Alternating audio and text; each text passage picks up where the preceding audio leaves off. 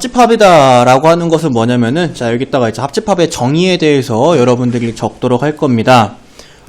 집합 A에 속하, 중요한 건 거나, A에 속하거나, 또는이죠, 또는 집합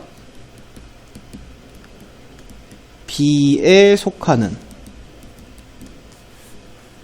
원소, 모든 원소로 이루어진 집합이다라고 적을게요. 자, 집합 A에 속하거나 집합 B에 속하는 모든 원소로 이루어진 집합을 바로 합집합이다 라고 얘기를 합니다.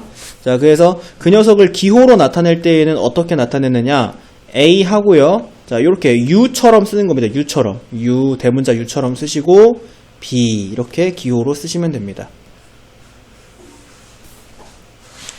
자, 그렇다면 A 합집합 B에는 어떤 원소들이 모여있냐? 자, A 합집합 B에는 X들이 모여있는데요. 그 X들은 바 뒤에 있는 조건을 만족시키는 X들입니다.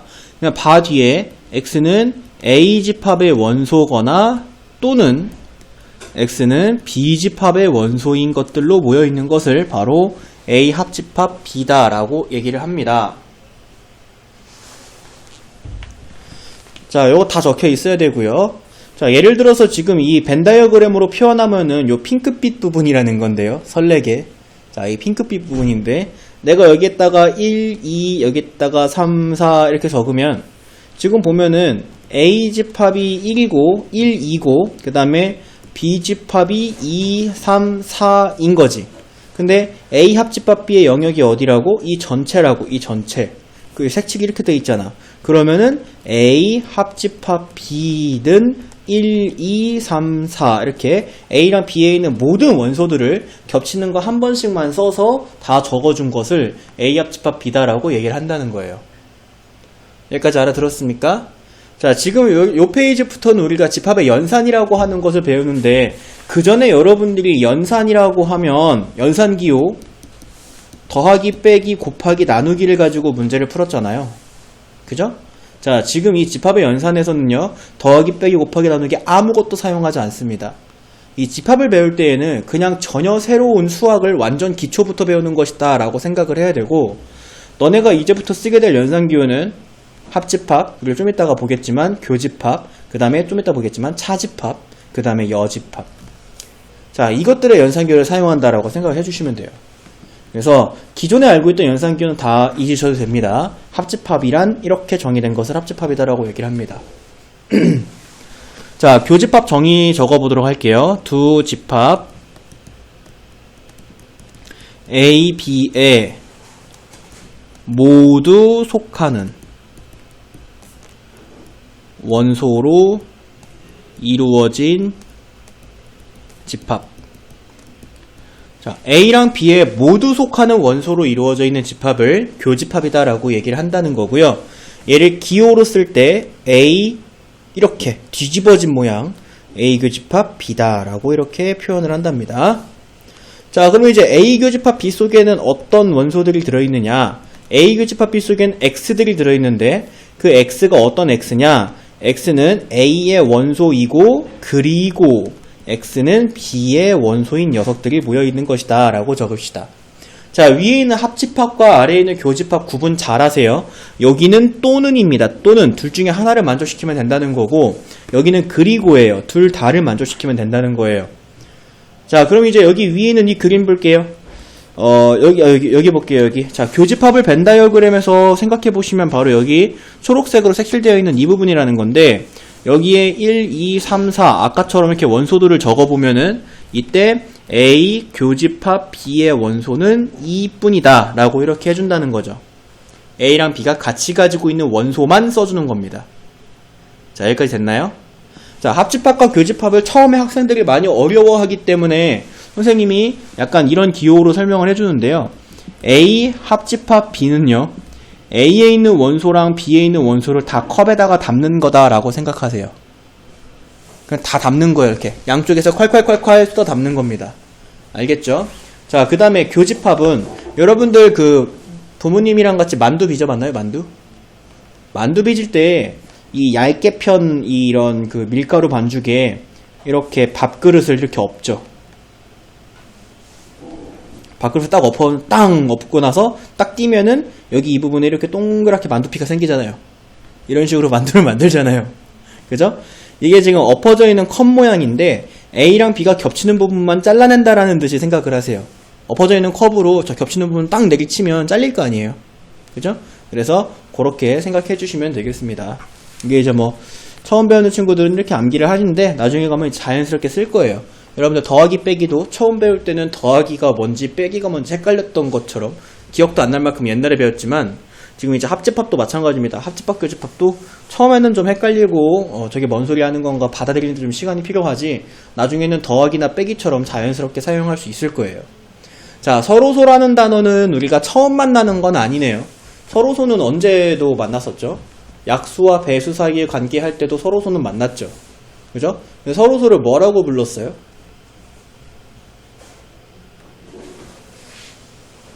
서로소를 어떤 것들을 서로소라고 했죠? 예를 들면 17과 16 같은 숫자는 서로소잖아요.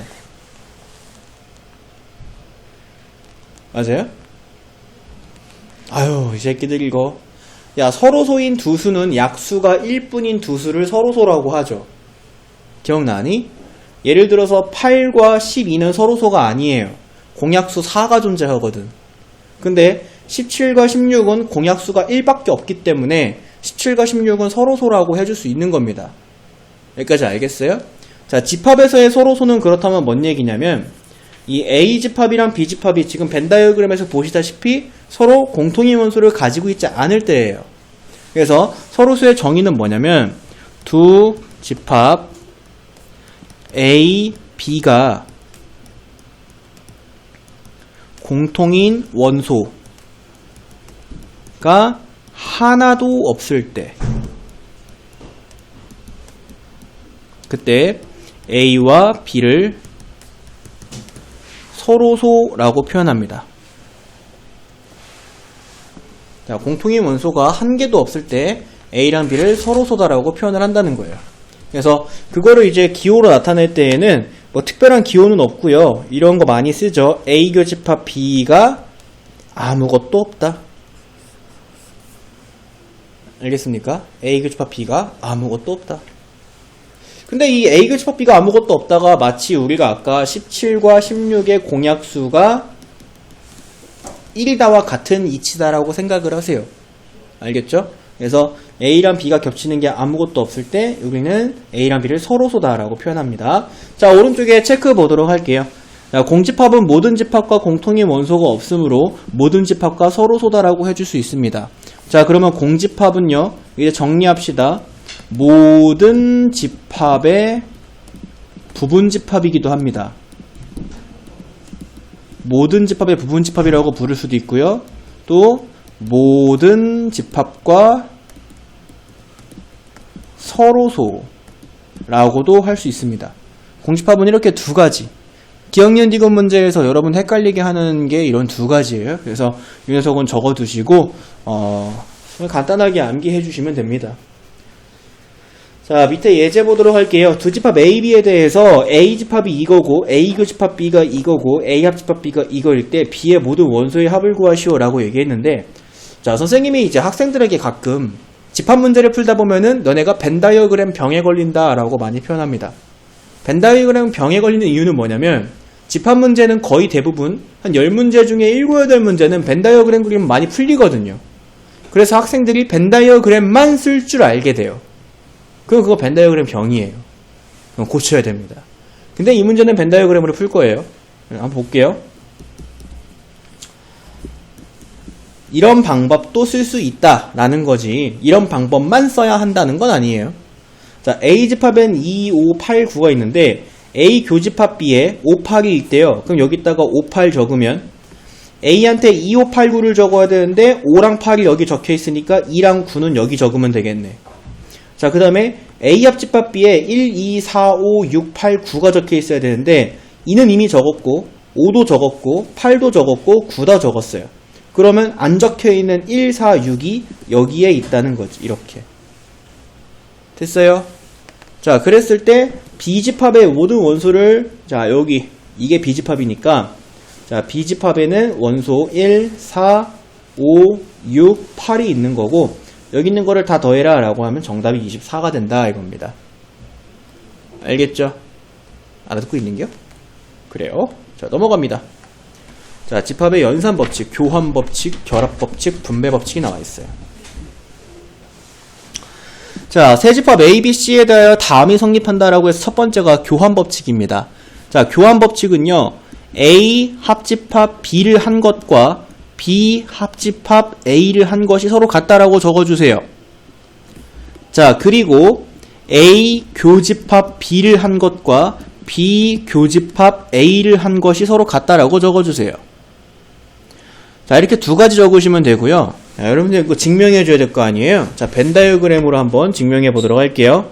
자, A집합이 이렇게 있고 B집합이 이렇게 있으면 A집합과 B집합의 모든 원소를 다 쏟아 붓는 거라 그랬지? 그러면 A랑 B를 다 쏟아 부어도 이 녀석, B랑 A를 다 쏟아 부어도 이 녀석이잖아. 그냥 같은 것이다 이게. 자, 교집합은요, A랑 B에 겹치는 부분만 보겠다는 거잖아. 근데 A랑 B에 겹치는 부분을 봐도 여기, B랑 A에 겹치는 부분을 봐도 여기니까 같다 이겁니다. 그래서 얘네들의 위치가 바뀌어도 되는 교환법칙이 누구와 누구에 대해 성립한다? 합집합과 교집합에 대하여 성립한다 이거예요. 알겠지? 그래서 두 기호 합집합과 교집합에 대해서 교환법칙이 성립한다 라고 생각해 주시면 됩니다. 여기까지 됐습니까? 졸려? 사탕 줄까? 네. 여기 끝나고 사탕 줄게요. 네. 3개 먹으세요, 3개. 예? 3개. 자, 결합법칙 보도록 할게요. 자, 결합법칙은 A 합집합 B의 합집합 C를 한 거나 A 합집합 B 합집합 C 한 거나 서로 같다는 거. 하나만 더 적을게요. A 교집합 B의 교집합 C를 한 거나 A를 B 교집합 C에 교집합한 거나 서로 같다라는 게 교집합입니다. 이게 결합법칙입니다. 자, 결합법칙은 우리가 숫자를 예를 들면 이제 2 더하기 3 더하기 5가 있을 때 2 더하기 3을 먼저 하든 3 더하기 5를 먼저 하든 상관없다. 이게 결합법칙이잖아요. 그쵸? 자, 지금처럼 결합법칙이 성립한다라는 건데, 자, 이 녀석도 우리가 한번 벤 다이어그램으로 보도록 할게요. 자, 3개짜리 벤 다이어그램 처음 보여주는 것 같은데, 3개짜리 벤 다이어그램은 보통 이렇게 그 올림픽 모양처럼 그리시면 됩니다. 자, A 합집합 B에 합집합 C를 하겠대. A 합집합 B는 여기다. 여기가 A 합집합 B예요. 여기다가 합집합 C를 하겠대. 그러면 여기죠. 맞나요? 자, 이제 두 번째 거 가볼게요. A, B, C 이렇게. 자, B 합집합 C를 먼저 하겠다 그러지? B 합집합 C는 여기입니다. B랑 C 합집합. 거기다가 A를 합집합하겠대요? 그럼 이렇게 됩니다. 그 둘은 서로 같죠. 자, 이제 교집합 갈게요. 교집합. 자, A, B, C. 자, A 교집합 B를 선생님이 초록색으로 표시해 볼 건데, 여기에요. A랑 B에 겹치는 부분. 거기다가 교집합 C. 그래서 A 교집합 B 한 이 초록색 부분과 C의 겹치는 부분은 바로 여기죠, 여기. 빨간색 표시. 자, 그 다음에 여기 두 번째 거. 자, A집합, B집합, C집합. 자, 비교집합 C 한 건 B랑 C에 겹치는 부분이니까 여기입니다, 여기. 여기가 비교집합 C. 그것과 A에 겹치는 부분이니까 여기에요. 서로 같은 부분인 것을 알 수가 있죠. 자, 알겠나요? 자, 그 다음에 세 번째, 분배법칙이 성립합니다. 자, 분배법칙에다가는 뭘 적어줘야 되느냐?